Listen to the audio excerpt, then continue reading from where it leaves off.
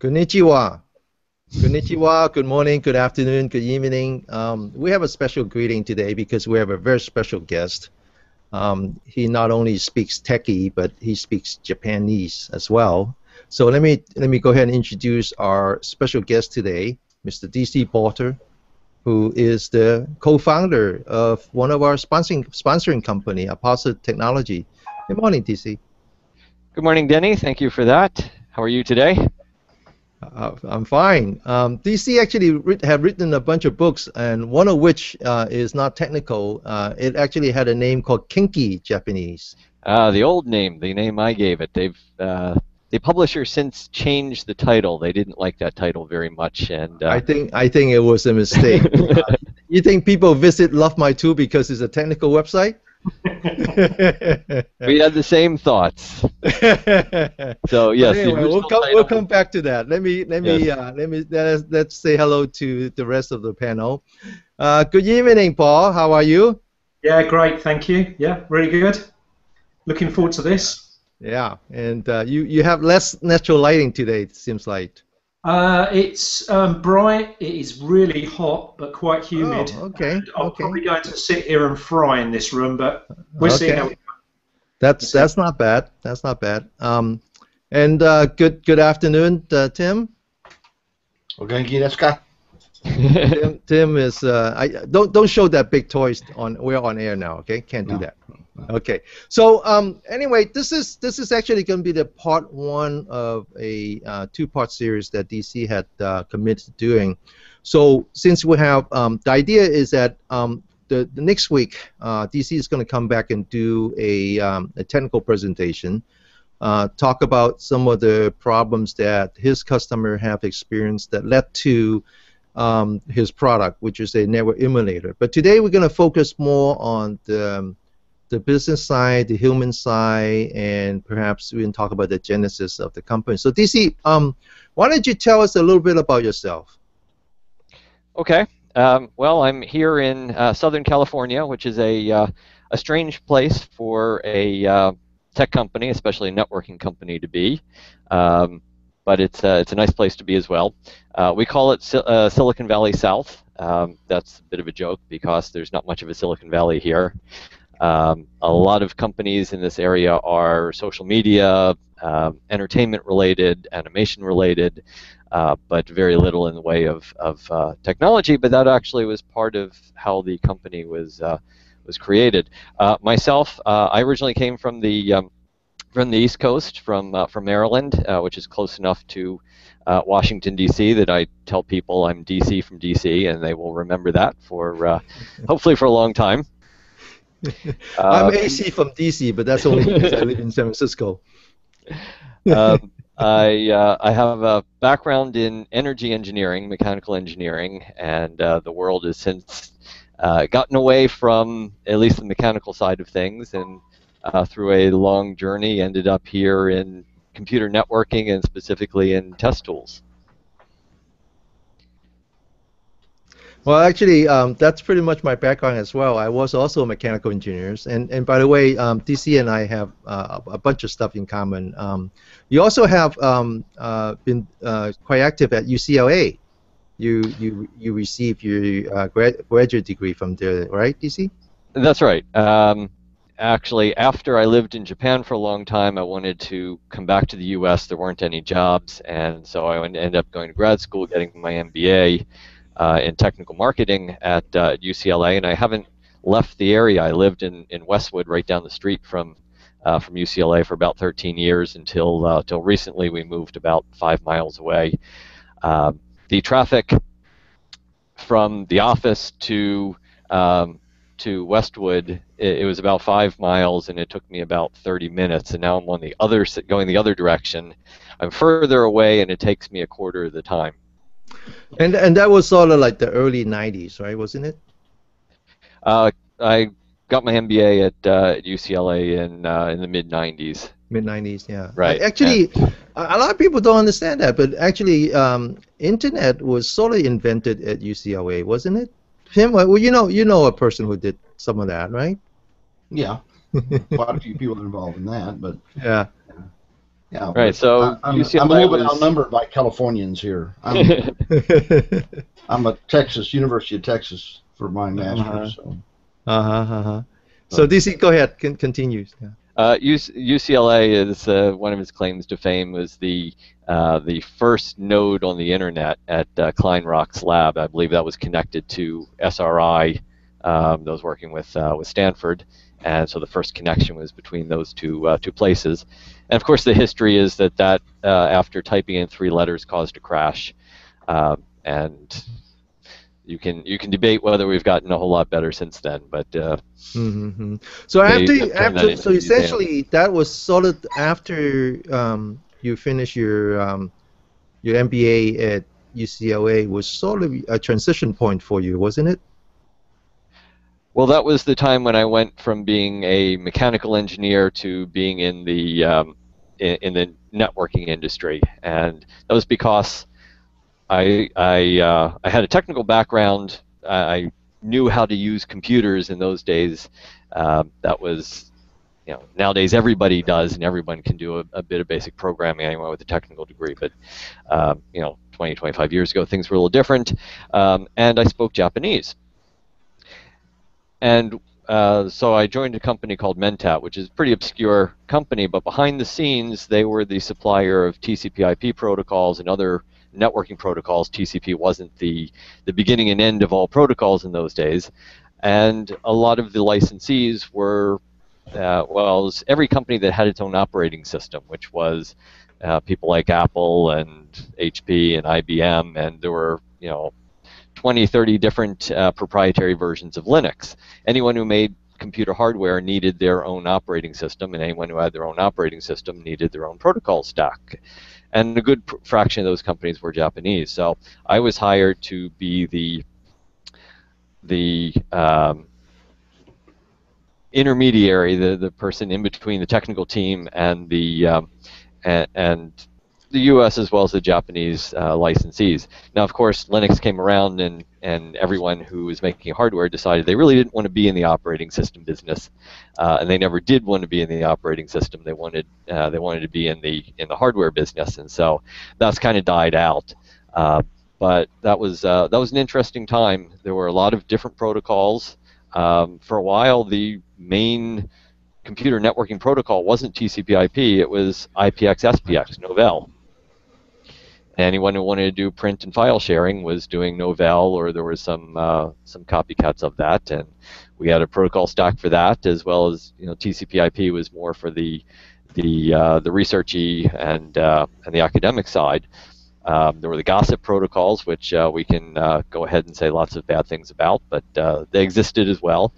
And there was a whole world, a whole infrastructure around networking protocols. That, wasn't there a kind of a side story to that, in that as TCP/IP became prominent, Novell kind of became a obsolete company, and the CEO of Novell was looking for a job, and so he found one at Google, and that was Schmidt, right? Wasn't it?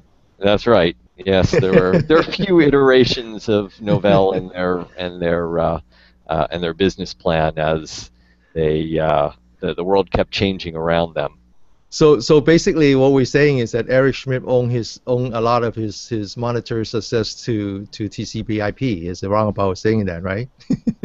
Well, I'm getting out of my depth and my memory here, but I think Schmidt originally came from Sun, which was, of course, the big proponent of TCP/IP before he ended up at Novell and then Google. Yeah, that's right. Okay, so someday we'll invite Eric Schmidt here to that would be great. Yes. But back to your story. I'd love to be on that call. We'll get Vin here too. That'll be fun. That would be great. So you. That's kind of I love this story. I was a mechanical engineer, and around the same time, I got interested in, it wasn't so much networking as it was photonics, but eventually it became networking. And one of the things that I found is that not being a networking guy by training, but having to survive in the networking side, just naturally put me closer to the customer. And that's actually a plus. Was that your experience as well, DC?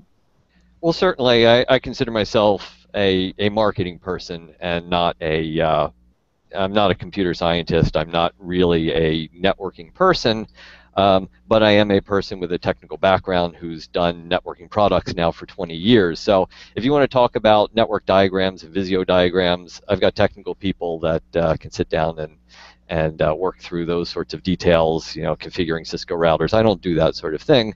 My goal is to understand what is the customer trying to accomplish, and then talk to the engineers and figure out how do they do that with our products. Does our products will our products help them accomplish what they want? If so, how do I explain that?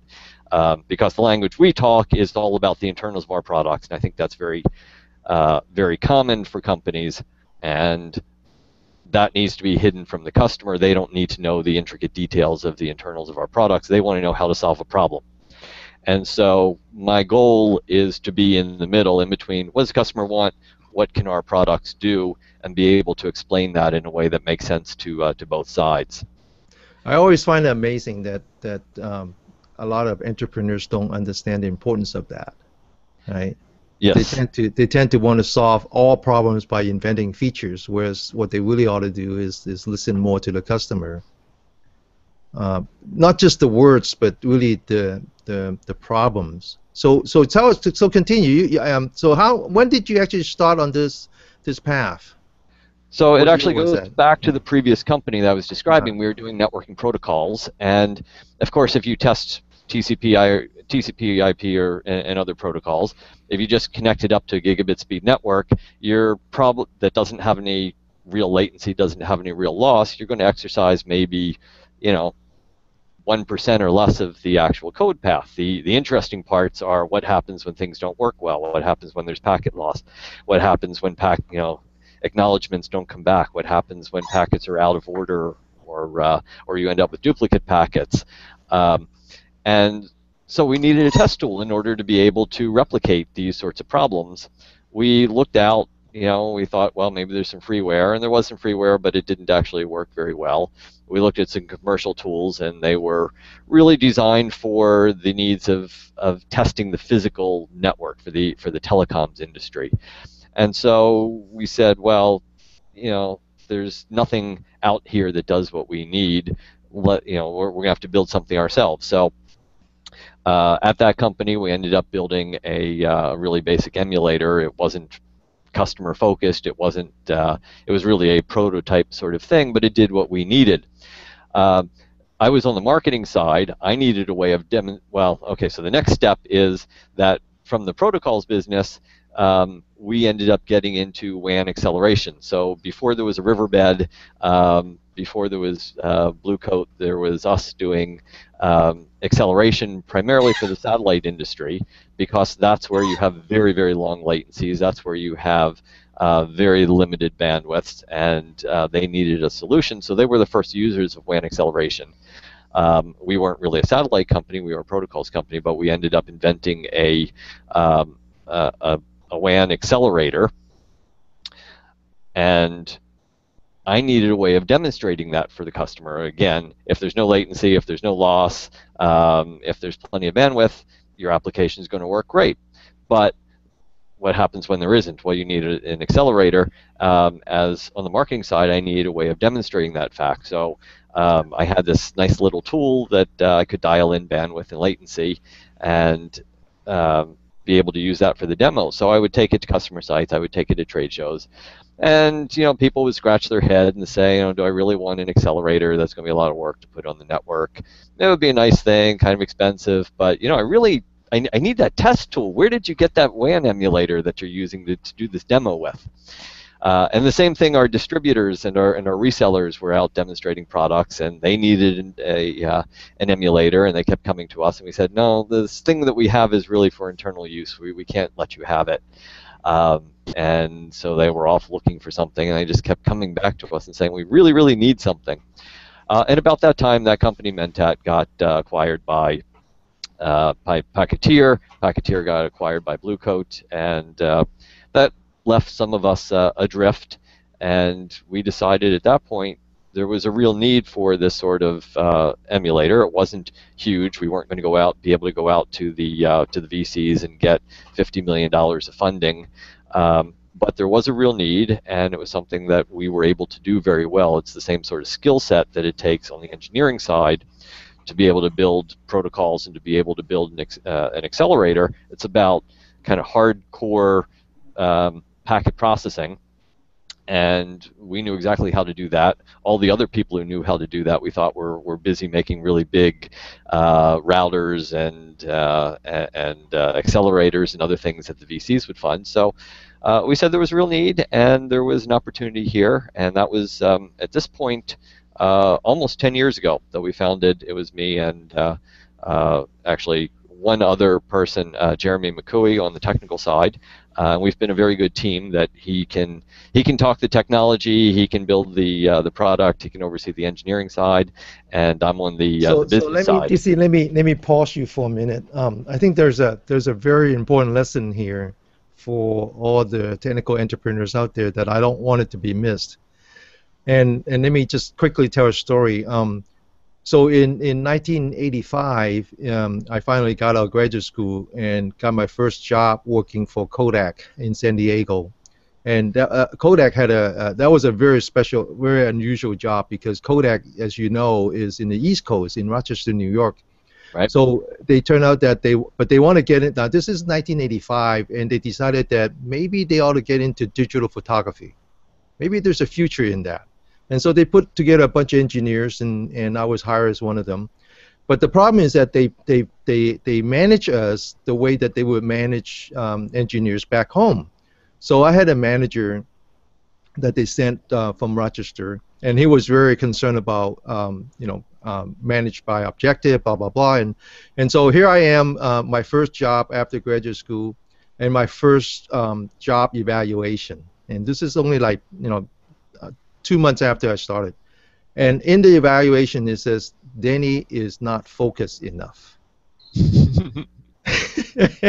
Now, I changed, physically. I haven't changed that much. And anyone who knows me would never say that I'm not focused.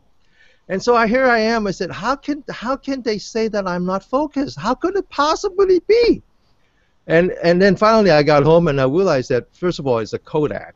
For Kodak to talk about focus is an irony anyway. So I said, I get it. It's like when you're taking a picture and the picture is out of focus. It's not out of focus. You just focus in the wrong place. So the problem is not that I'm out of focus, is that I'm focused in the place that my management don't want me to focus.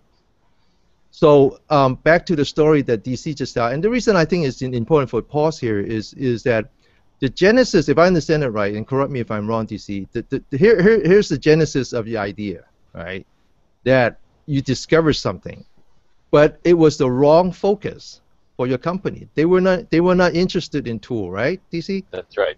Exactly. Yeah. So I mean, just a reminder to all the entrepreneurs out there: if anybody complained that you're not focused, it just means that you're focused in the wrong place. So go find where you're focused at, right?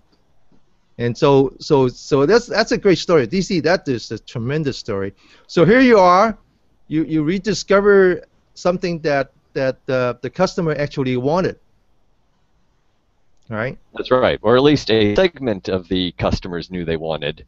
Then the tough challenge, and still the ongoing challenge, and this is where your site is a wonderful resource, is that there's still a huge population of network engineers who understand networks perfectly, understand how to configure their networks, can sit down at a Cisco router all day long and type in commands, but don't really understand the effect that latency and loss have on application performance when it's running over the WAN. And so my goal has been to try to continue to educate the market that applications don't run over on the real world on the WAN the same way they do on the LAN, and that testing is a critical part of the rollout process. DC, could I, before I interrupted you, you just started talking about your co-founder, and I wonder if we could take a step back, because we have plenty of time next week to talk about the technology. Okay. And to talk about emulations versus simulation, and why why this is such an important thing for the customer to have and all that. But I prefer to take a step back, and let's talk about your co-founders, right? Because I think you and I would agree that, and I think Paul and Tim would as well, in that you know, having being in the right place at the right time, and then, you know, discovering an opportunity, and also as it turns out, not having alternatives is also an important factor in success, right? When you you know, in your case is that, you know, you had both. You had an opportunity that you thought were pursuing, but at the same time, your existing opportunity at the parent company was drying up, right? So it kind of a push and pull. But I think we all agree that the other side of the coin, what makes anything successful, is the people you surround yourself with. So absolutely. Yeah. So let's talk about your co-founders. How did you? What was your relationship with them? How did you guys meet, and how did it get started, and all that? So yeah, the co-founder was Jeremy McCooey, and he was a senior developer at the previous company. So he had been working on the WAN acceleration product with me, and we had become friends. But more than that, we had a really strong working relationship and a sense of trust in each other. That we trusted each other's ability, and we trusted each other's integrity, and we trusted each other's kind of understanding of what needed to be done when, you know, in building the company and building the product. And that was really key. Besides this company, I do some angel investing. I work with other startups, and this is, I'd say, the most critical thing is the team. You have to have a skill set that covers both the technical side and the business side, and both sides need to really trust each other, have worked together in order to pull off what I think is a pretty difficult task of building a new company up from scratch. Let's talk about the word trust for a minute. You use it, I use it, Tim use it, Paul use it. But trust in a company, and especially a small company, has a slightly different meaning, more complex meaning than trusting a friend, right? This is not just about when we say trust in a startup. We're not just talking about having someone who won't lie to us or, you know, use things against us. But it's more than that. It's actually impedance match. It's actually people that have similar backgrounds, so that when you talk about something and they promise to do something, they actually do it, right? Tell us about what your experience about trust.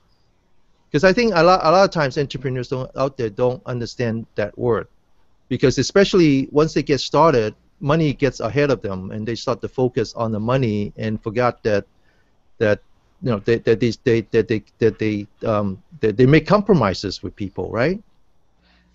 Yes, and I talked about a few different types of trust, and I think they're all important. When starting the company, there's a lot of decisions that need to be made. There's a lot of choices that need to be made, and the founders and the initial staff are, even if their backgrounds are fairly similar, are coming from a different way of thinking, have different thoughts about things. And for me, the most important thing, I mean, we had arguments on a daily basis, but the trust that we had in each other meant that we knew that we weren't arguing for our own benefit. We weren't arguing to get a bigger share of the pie. We were arguing because we each had a slightly different view of what the customer wanted, and wanted to make sure that we made the best product possible, so that it never became personal. It became frustrating, but in the end, out of that give and take and out of that arguing came what I think is a far better product than had either of us built something ourselves just from our own point of view.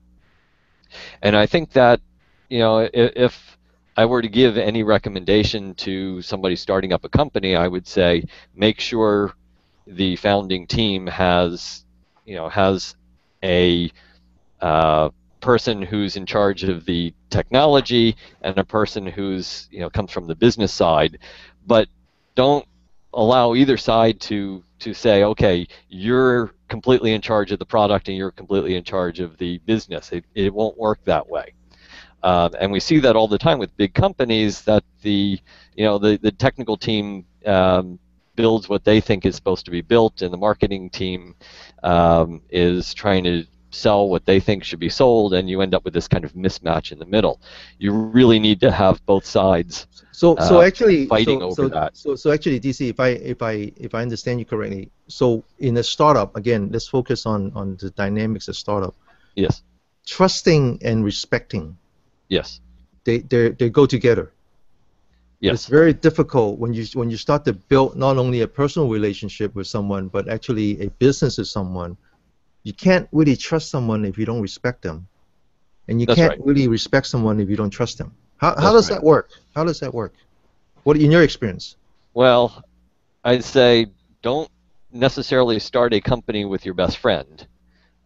You may trust and respect them, but it's hard to argue with them. And it can, in the end, what you have to build is something that's best for the customer. And so what you need is to find the people that you trust the most, the people that, actually your word is better, the people that you respect the most are the people that you want to have on your team. And even if they, weren't necessarily your best friends, those are the people you're going to need to build a company. Yeah, I like that. I think that's the answers I was looking for, is that when you build the company, start with respect. Yeah, and I see that again in helping other startups. It's often a group of friends, and either the company ends up getting pushed to the limit, or the friendship gets pushed to the limit. More often the friendship, and then things break up and it gets messy. It's better to start with a group of people that you completely trust in and completely respect their capabilities, and allow the friendship to build on that. But if you're going to have a company a startup, as you know, is a really difficult thing, and you have to be focused on making the product for that's going to meet the customer needs. Well, usually I turn to Paul when I need technical help, and so that would be the case. That will continue to be the case. But actually, Paul has a interesting experience as well, right? You have a bunch of people you work together that I'm sure you both trust and respect. But and that's been the last 15 years, right, Paul? 25. 25. 25. So, yeah. But you've been married for 45, so. The thing is that I started the company on my own, and I'm still really the leader of the company, and in a lot of ways I regret taking that route. I really needed some help with operational management, and it would have been great to have someone who was really strong in that area, as someone who was involved in the company, who had some skin in the game, like myself, helping me drive it along. Because I don't know how you guys find it, but I find leadership, taking a lead role in this way, quite lonely. I mean, there are things that I don't think anybody who hasn't headed up a company, however small it is, can appreciate the pressures you're under, particularly if you've got people working for you, because their livelihoods are at stake here, and I find that quite tough, even after 25 years. Yeah. Well, actually, that's another thing that I think is worth repeating, which is that DC talks about his co-founder, and it does take two to sustain a fire, and I even add that it might take even a third one to light it. Yeah. Yeah. So DC, in that sense, you're very fortunate to have a good partner to begin with. Yeah. No, I think I would imagine that's a real benefit. I don't have any first-hand experience, but yeah, it sounds ideal. So DC, when we started the show, I promised you how fast 20 minutes go by, and it's already 30 minutes. Now, that's right. Now let me do this. I think we ought to come back next week, and start where you just left off, which is the beginning of your company, and how you built the company, the product, and but by then we can focus more on the actual technical aspect of your product. So we'll do that next show. I want to do one more thing.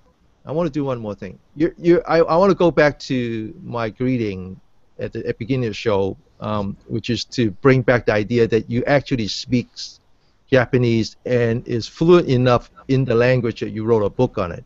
Now that is just truly amazing for a Rangai. Okay, I mean that's just never heard of. You were only there for a few years, and you actually this is a very difficult language.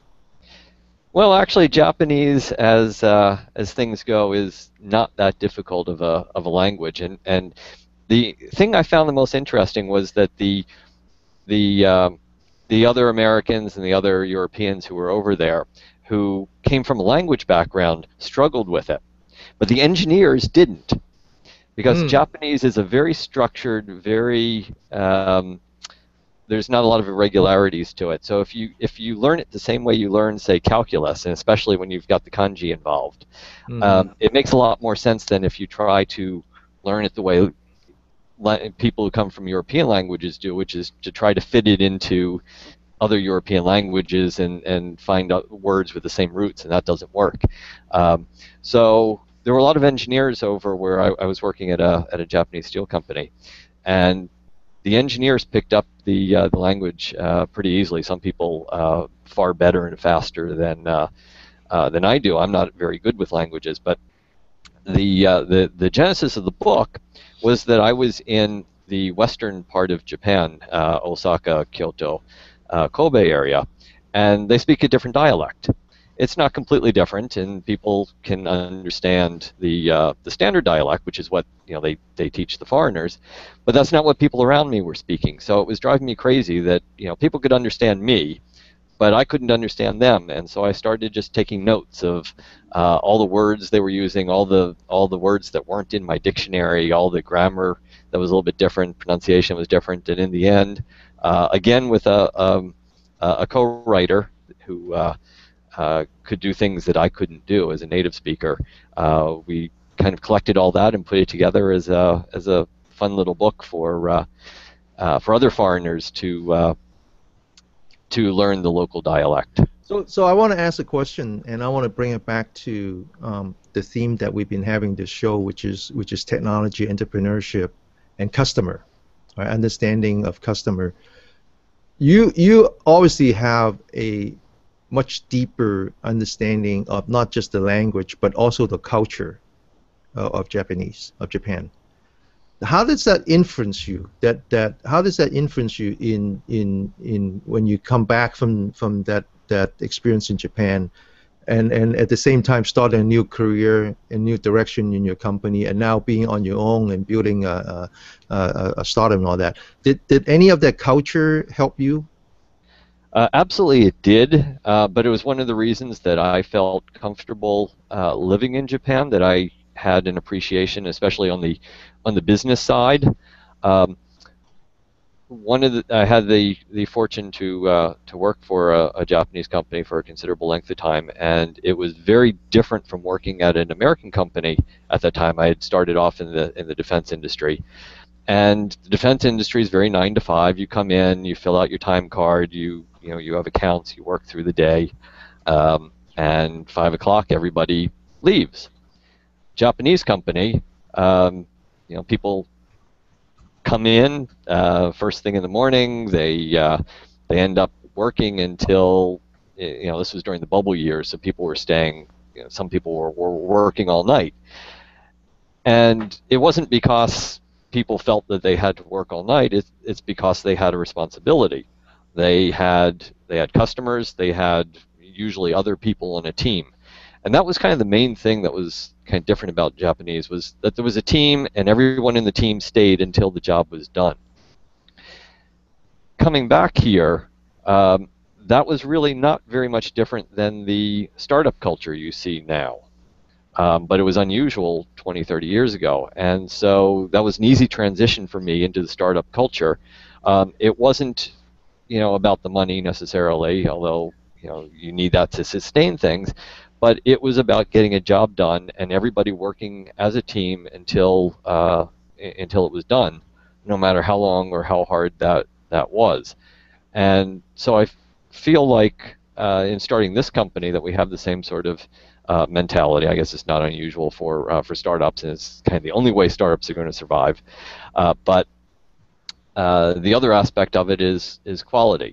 The product's not done until the bugs are gone, and I think the usual attitude tends to be, let's build something and add more features. Whereas I think the company here, partially from my influence, partially because I've tried to hire people with the same sort of attitude, and the previous company I was a very good fit in because they had the same attitude as well, was the product, you may start with something that isn't, it's never going to be perfect, but the goal isn't then to add more features, it's to make it more perfect.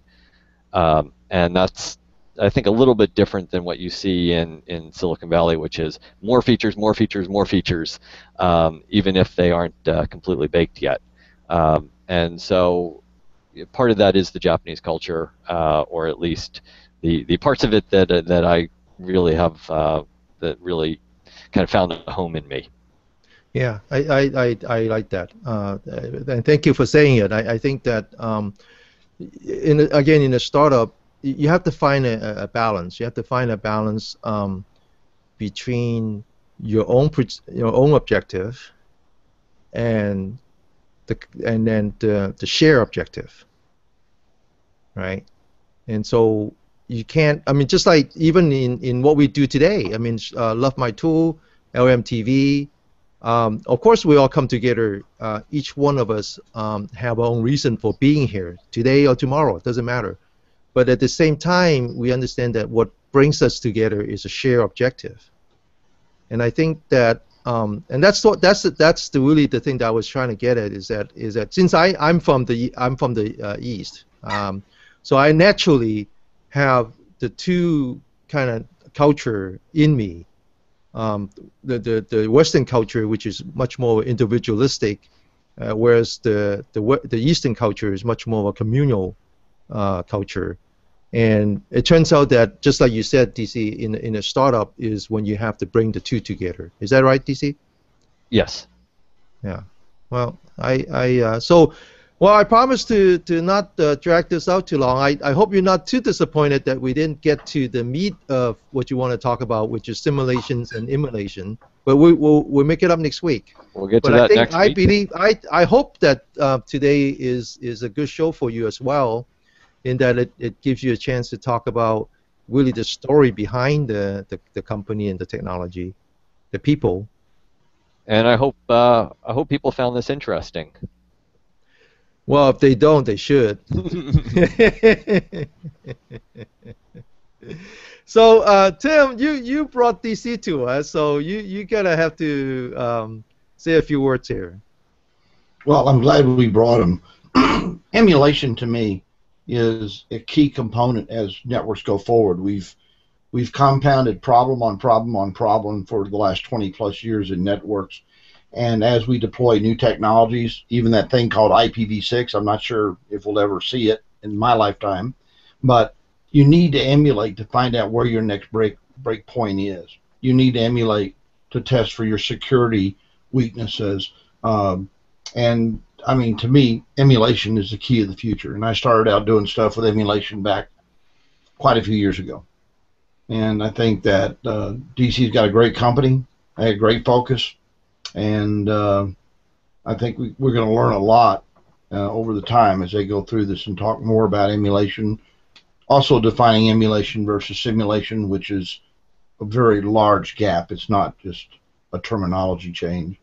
So I'm just delighted to have DC here. And, of course, I always enjoy having Paul around and you. So, thanks again, DC. And I look forward to hearing. Down the road, I want to actually see some demonstrations and stuff. Yeah, so we'll do that next week. Paul, people have to start learning how easy it is to do this stuff. Paul, I hope you didn't mind. I purposely steered away from technology today because I think DC has a very, very complex and interesting background.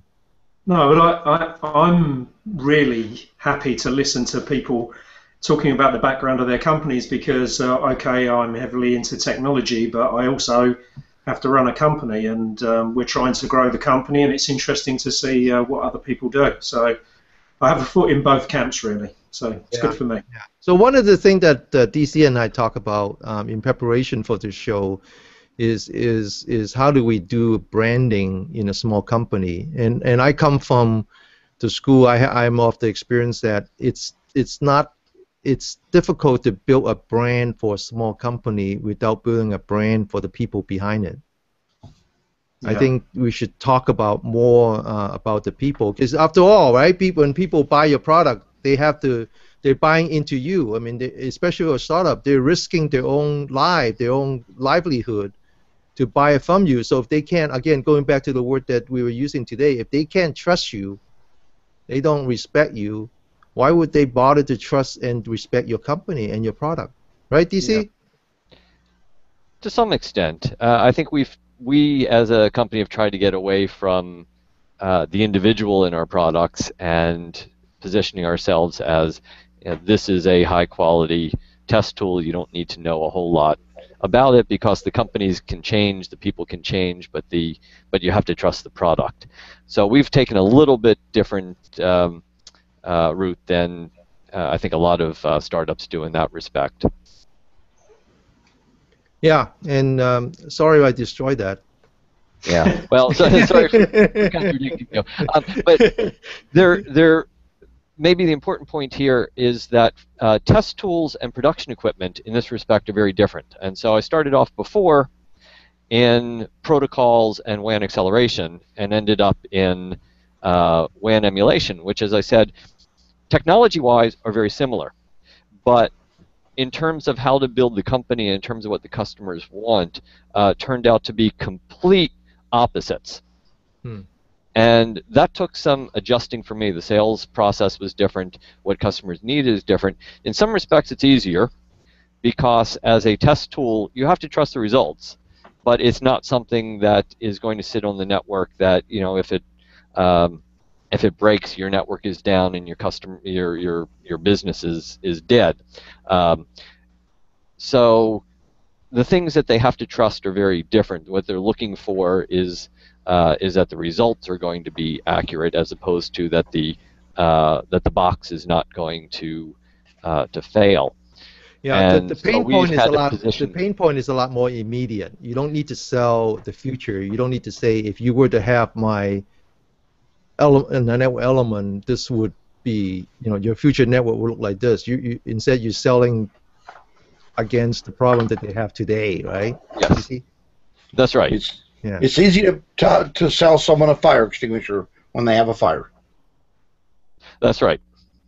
Yes. Selling them a sprinkler system, to follow that same analogy, requires a different sort of a sales process, even though it ends up solving the same problem in a different way. One is an ongoing system that you need to, you know, it needs to be part of your internal organization. I would never want to build a company on a product that you hope the customer would never use. Instead, I think I go with Tim's idea, is that, you know, I would rather sell you a product that is burning a hole in your ass right now. Yes. Well, that's the easiest sort of sales process. You need it, I got it. Yeah, you need it, I got it. You don't need to look anywhere. Well, you know, and that's actually that's the difference, right? When you're working in a startup and it's your nickel, you know, you got to go out and solve problems that are here and now. Yes. And I hope we, you know, in the future we might even talk about that, DC, and that, you know, that's another distinctive feature about what you do, is that you're doing it. You're not doing it on someone else's money. This is all about your own. That's right. We're a bootstrapped startup. As it's hard to call us a startup anymore, but we're a bootstrapped company, as opposed to what most companies in the networking industry is venture based, and that also meant we had to do it very differently.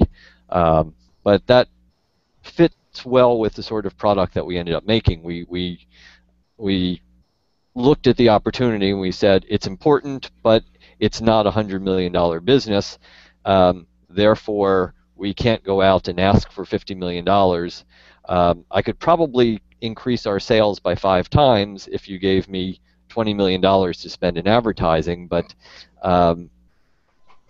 you end up losing money at it. So the business model needs to be different, and the business model needs to be tied both to the opportunity and to the funding. It's all kind of needs to be put together. And again, something that somebody looking at building a startup needs to really think through: what is the size of the market?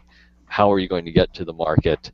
How much is that going to take? And does that fit with the end goal? That brings up a good point. What is the validation you're looking for?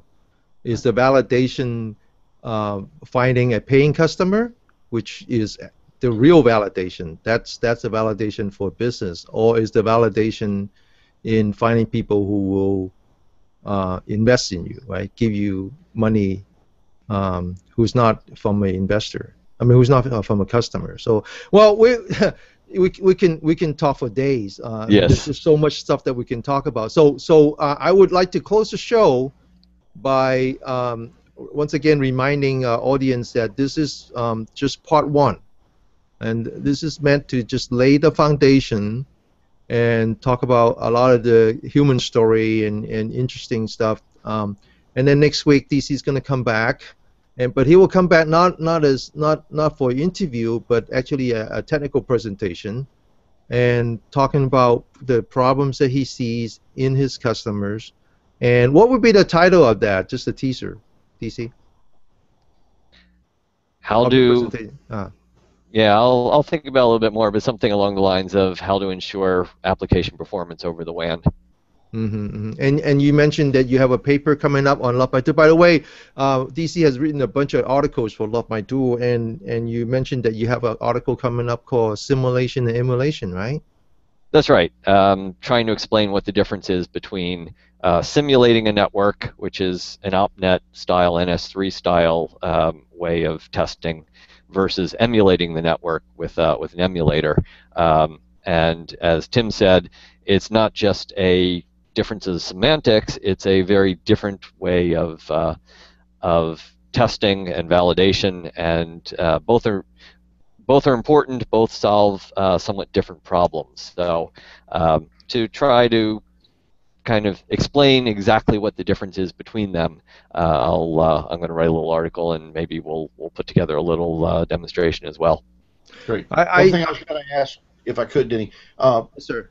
One thing, Paul, is I've been in the emulation simulation world, and I noticed that I was in the technical side, so I'm not in the kind of the technical marketing area too. But one thing I noticed is that people constantly ask me that question: how do we get customers to understand what value we bring, not just in the emulation but in all areas? And I think that you're in a unique area where people really do get confused whether or not it's emulation or simulation, and whether I should do it or whether or not. And I'd like to hear also how you kind of treat that when you're talking to people that really need to understand it and really need to deploy it.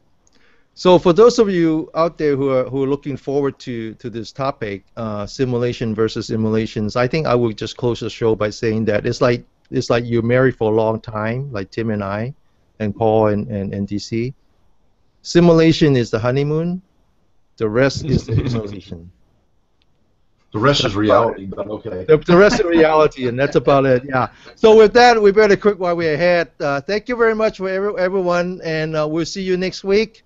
And DC will come back, and we'll just do nothing but technology. Okay. Thank you. Thank you again, DC. Thank you, Paul. Thank you, Tim. Bye. Bye. Bye-bye. You stay on when Denny kills it here.